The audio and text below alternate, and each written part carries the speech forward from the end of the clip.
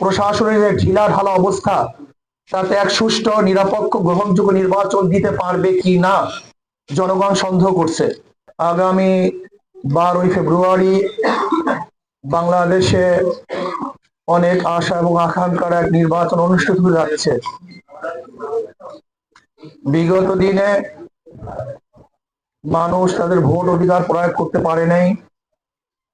বহুত আগ্রহ ভরে মানুষ অপেক্ষমান যে আগামী সেই 12 তারিখে প্রত্যেকটা ভোটার ভোট কেন্দ্রে ইনশাআল্লাহ নিরাপত্তার সাথে তাদের ভোট অধিকার প্রয়োগ করবে।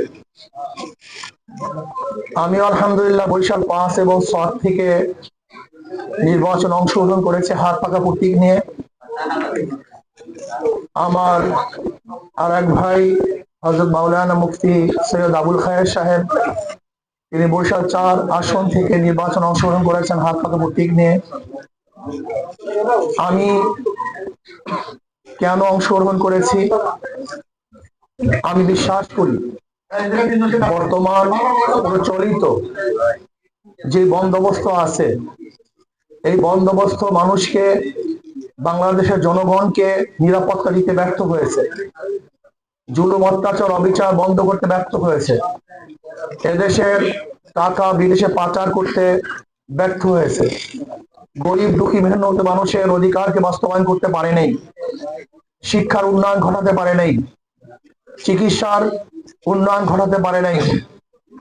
আমাদের দেশের যেইভাবে উন্নয়নের কথা ছিল সেইভাবে উন্নয়ন আমরা করতে পারি নাই।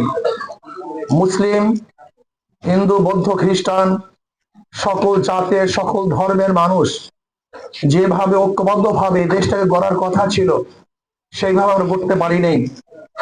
এর জন্য আমি চাই আগামী 12 তারিখে সকল ভোটারগণ হাত পাকা প্রতীকে ভোট দিয়ে বাংলাদেশের অসমস্ত কাজগুলিকে ইনশাল্লাহ পূর্ণ করার ইনশাল্লাহ প্রত্যয় গ্রহণ করবে এবং আল্লাহর জমিন আল্লাহর হুকুমত কায়েম করে প্রত্যেকটা মানুষের অধিকারকে ফিরিয়ে দেওয়ার জন্য আমি সমস্ত ভোটারদেরকে আহ্বান রাখবো। যদি কোরআন ও সুন্নাহর আইন বাস্তবায়ন করতে পারি তাহলে সাম্য, মানবিক মর্যাদা, সামাজিক ন্যায় বিচার প্রতিষ্ঠিত হবে, প্রত্যেকটা মানুষ অধিকার পাবে। শুধু তাই নয়, আমি শুধু মানুষই বলবো না, ইসলাম হুকুমত হয় তাহলে মানুষের সাথে সাথে প্রত্যেকটা মাখলুকাত ইনশাআল্লাহ তারা নিরাপত্তা পাবে। এর জন্য আসুন আগামী নির্বাচন যেন সুস্থ হয়, এর জন্য প্রশাসক যারা প্রশাসনে আছেন আমি তাদের অনুরোধ করব, দীর্ঘদিনের আশা এবং আকাঙ্ক্ষা নির্বাচন হতে যাচ্ছে, কোন অবস্থায় যেন প্রশাসন কোনো দিকে ঝুঁকে না যায়, আমরা এই দিনে লক্ষ্য করতেছি। এর জন্য আমি বলবো কোন অবস্থাতেই যেন কোনো দিকে ঝুঁকে না যায় এবং দখলদারি, জোর, কালো টাকার ব্যবহার যেন কোনো অবস্থাতেই নির্বাচনে না হয়। আমি সাংবাদিক বন্ধুদেরকে বলবো, আপনারা জাতির বিবেক, আপনারা যদি ইনশাআল্লাহ বস্তুনিষ্ঠ সংবাদ পরিবেশন করেন এবং জাতির প্রত্যেকটা প্রকৃত অবস্থা যদি তুলে ধরেন তাহলে ইনশাআল্লাহ এ দেশ সঠিক পথে চলতে বাধ্য। আমরা কোনো অবস্থাতেই বিপথে যাওয়ার কোনো সুযোগ থাকবে না যদি আপনারা সঠিকভাবে আমাদেরকে পরিচালনা করেন। কিন্তু আপনারা যদি ন্যায়, নিষ্ঠা এবং বস্তুনিষ্ঠ সংবাদ পরিবেশন না করেন তাহলে জাতি গুমরাহির দিকে যাবে, অন্ধকারের দিকে যাবে, সেই জাতিকে কেউ আসলে অন্ধকার থেকে বাঁচাতে পারবে না।